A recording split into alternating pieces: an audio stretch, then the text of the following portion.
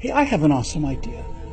Everybody knows that socialism is for the kind and loving people and capitalism is for the awful, wicked, evil people. So how about this? Since everybody knows how tremendous it's going to be when we finally get real socialism in America, why don't we look at someplace where it's being tried right now? And not some crappy place either. Someplace like America, someplace rich. This is Hugo Chavez, president of Venezuela from 1999 until his death in 2013. This son of a working-class family led the poor of his country to overthrow the greedy, vile, and heartless capitalists who'd made Venezuela the richest country in South America by extracting the country's enormous oil reserves, oil deposits that may still be the largest in the entire world. And so, like any good Marxist, Chavez turned all of the oil wealth of the country over to the Venezuelan people. Now, it's been my personal experience that socialists seem to be strangely immune to images of what socialism does to people, so let's just take a quick little peek at what kind and loving socialism has done to the animals in what was once the richest country in South America.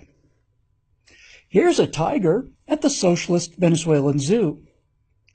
Here's an elephant at the socialist Venezuelan zoo. And here's a lion at the socialist Venezuelan zoo. But hey, if you're a socialist who loves animals, stop worrying.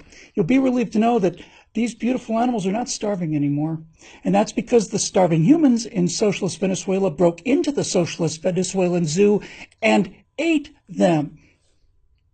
Now, here in America, of course, the horrible income inequality means that most people can afford to feed their pets very well indeed. But in Venezuela, socialist economics means that one can of dog food costs about the same as 1 day's pay.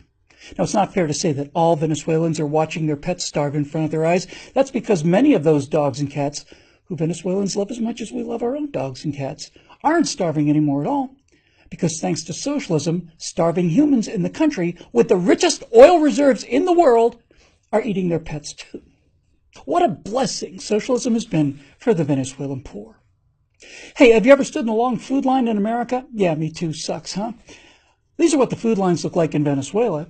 Here are Venezuelans freed from the shame of income inequality, and here are Venezuelans no longer slaving away for corporations. Here's a Venezuelan man shopping in the new classless society, and here's a look at Venezuela's free socialized health care.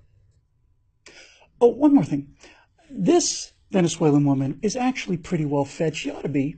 She's the richest person in Venezuela, worth over $4 billion. $4 billion. Her name is Maria Gabriela Chavez. You see, $4 billion of zoo supplies and pet food and medical supplies and all the rest of it somehow accidentally ended up in the pockets of that great Marxist man of the people. Now it belongs to his daughter. Having a socialist dictator for a father is really good work if you can get it. So next time you American socialists cry about how horrible it is for an American CEO to make $4 million, just remember that if you happen to be the daughter of a Marxist dictator, you will be 1,000 times richer than that American businessman who's running one of many companies that pay American workers enough money to buy $1 billion of toys for their dogs and cats, and that's every year. Suckers. If you're still stupid enough and heartless enough and conceited enough and evil enough to call yourself a socialist, well then this is for you. You own this. This is what stupid and heartless people like you want to bring here. We need your help to keep these messages coming. If you want to help us make a difference, please go to BillWhittle.com and become a member.